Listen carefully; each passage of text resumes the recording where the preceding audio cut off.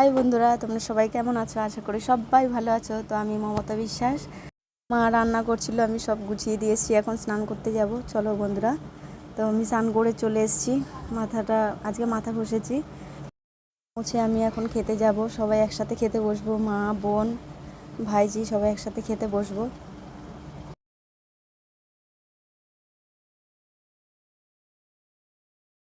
তো বন্ধুরা, আমি এখন খেতে বসে পড়লাম। তোমরা সবাই চলে আসো।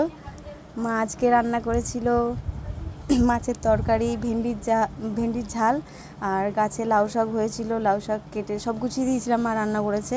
তো ওটাই এখন খাচ্ছি সবাই মিলে। বোন কালকে বাড়ি চলে যাবে। বোনের বাড়ি মেদিনীপুর, আর আমার বাড়ি তোমরা তো সবাই জানো, আমার বাড়ি কোন্নগরে। ও যাবে ভোরবেলায়, কেননা অনেক দূরে, তো আর দূরের মধ্যে বাচ্চা টাচ্চা নিয়ে যেতে অসুবিধা হবে।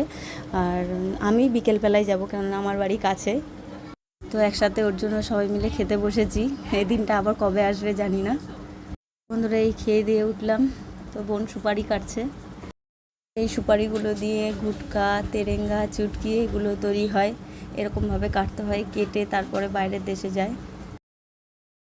আচ্ছা বন্ধুরা, চলো তাহলে বাই। পরের ভিডিওতে দেখা হচ্ছে। টাটা।